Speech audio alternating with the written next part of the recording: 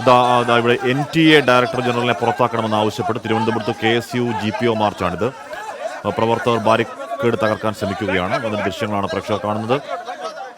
പോലീസിന് നേരെ ഉന്തും തള്ളുമൊക്കെ ഉണ്ടാവുന്നുണ്ട്. നാഷണൽ ടെസ്റ്റിംഗ് ഏജൻസി ഡയറക്ടറെ മാറ്റണമെന്ന് ആവശ്യപ്പെട്ടിട്ടുണ്ട്. നീറ്റുമായി ബന്ധപ്പെട്ട വലിയ പ്രതിഷേധങ്ങൾ അതിനെ വലിയ ദുരൂഹതയിൽ നിർത്തുന്ന ചില വാർത്തകളൊക്കെ കഴിഞ്ഞ ദിവസം പുറത്തു വന്നിരുന്നു. കഴിഞ്ഞ ദിവസം SFIയുടെയും പ്രതിഷേധമുണ്ടായിരുന്നു. ഇന്നിപ്പോൾ KSUവിന്റെ പ്രതിഷേധമാണ്. പോലീസുമായി ഉന്തും തള്ളും ഉണ്ടാവുന്നുണ്ട്. അഖിൽ ഷാ അൻസാർ ചേരുന്നു. അഖിൽ, ഇതിനോടകം ജലപീരങ്കി പ്രയോഗം കഴിഞ്ഞു എന്ന് തോന്നുന്നു അല്ലേ?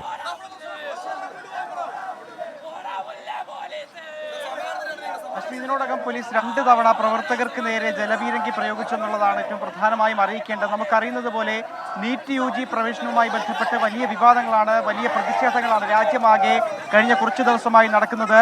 നമുക്കറിയുന്നത് പോലെ തന്നെ ഈ പ്രവേശനവുമായി ബന്ധപ്പെട്ട് ചോദ്യപേപ്പർ പലർക്കും ചോർത്തി നൽകി, ഒപ്പം അനാവശ്യമായി അല്ലെങ്കിൽ ഒരു മുന്നറിയിപ്പുമില്ലാതെ 1000 വിദ്യാർത്ഥികൾക്ക് ഗ്രേസ് മാർക്കുകൾ നൽകി.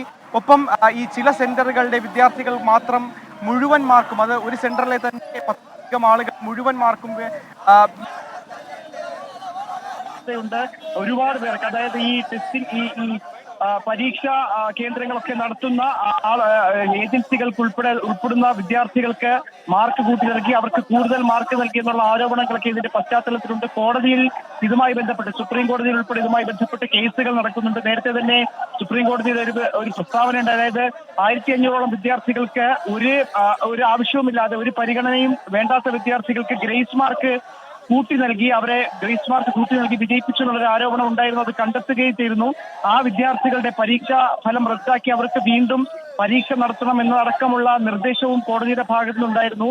ഇതടക്കമുള്ള കാര്യങ്ങൾ ഉന്നയിച്ചാണ് NTA പരീക്ഷ, അല്ലെങ്കിൽ NTA നടത്തിയ നീറ്റ് UG പരീക്ഷ ഒരിക്കലും സുതാര്യമല്ല. ആ പരീക്ഷ ഇത്രയധികം, അതായത് 10000കണക്കിന് വിദ്യാർത്ഥികളുടെ ജീവിതം തകർക്കുന്ന രീതിയിലാണ് അതിന്റെ ഫലപ്രഖ്യാപനം ഉണ്ടായത്. അതിനെതിരെയാണ് ഇപ്പോൾ KSU പ്രതിഷേധിക്കുന്നത്. എന്തായാലും വലിയ പ്രതിഷേധത്തിനൊരുങ്ങുകയാണ് KSU.